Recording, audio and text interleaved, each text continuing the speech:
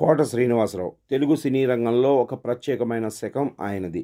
ఆయన నటనలో పండించిన హాస్యం, ప్రదర్శించిన విలనిజం ప్రేక్షకులను ఒకేసారి భయపెట్టి, నవ్వించి ఆకట్టుకున్నాయి. విలన్, కమెడియన్ పాత్రలకే పరిమితం కాకుండా విలనిజంలోని హాస్యాన్ని పండించడంలో ఆయన ప్రత్యేకతను చాటుకున్నారు. 1942 జూలై 10న జన్మించిన కోట శ్రీనివాసరావు సినిమా రంగంలోకి ప్రవేశించే నాటికి రంగస్థలంపై 20 ఏళ్ల అనుభవాన్ని గడించారు. 1978లో ప్రాణం ఖరీదు సినిమాతో వెండితెర అరంగేట్రం చేసిన కోట తెలుగుతో పాటు తమిళం, హిందీ, కన్నడ, మలయాళ చిత్రాల్లో కూడా నటించారు. 750కి పైగా సినిమాల్లో నటించి విలన్, క్యారెక్టర్ ఆర్టిస్ట్, సహాయ నటుడు వంటి వివిధ విభాగాల్లో 9 నంది పురస్కారాలను అందుకున్నారు. నటుడిగానే కాకుండా 1999 నుండి 2004 వరకు ఆంధ్రప్రదేశ్లోని విజయవాడ తూర్పు నుండి ఎమ్మెల్యేగా కూడా సేవలందించారు. కోట శ్రీనివాసరావు తండ్రి కోట సీతారామాంజనేయులు కంకిపాడులో ప్రసిద్ధ వైద్యుడు. మొదట్లో తండ్రిలా డాక్టర్ కావాలనుకున్న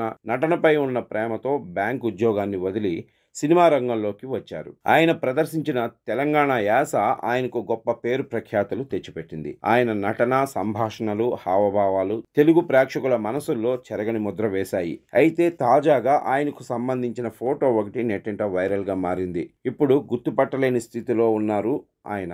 నటుడు బండ్ల గణేష్ కోట శ్రీనివాసరావుని కలిసి దిగిన ఫోటోలు ఈ ఆందోళనను మరింత పెంచాయి. బండ్ల గణేష్ కోట బాబాయిని కలవటం ఎంతో సంతోషాన్ని ఇచ్చింది అంటూ ఆ ఫోటోలను పంచుకున్నప్పటికీ ఆ చిత్రాలలో కోట శ్రీనివాసరావు పరిస్థితి చూసి ఆయన అభిమానులు తీవ్ర భావోద్వేగానికి గురవుతున్నారు. ముఖ్యంగా ఆయన ఎడమకాలికి తీవ్రమైన గాయం ఉండటం ఆందోళన కలిగిస్తుంది. కోట శ్రీనివాసరావు అభిమానులు ఆయన త్వరగా కోలుకోవాలని ప్రార్థిస్తున్నారు. ఒకప్పుడు తెరపై తమదైన ముద్ర వేసిన నటుడిని ఇలా చూసి ఆయన ఆరోగ్యం పట్ల ఆందోళన వ్యక్తం చేస్తున్నారు. కోట శ్రీనివాసరావు ఆరోగ్యం క్షీణించిందన్న వార్తలు ఆయన అభిమానులను కలిచివేస్తున్నాయి.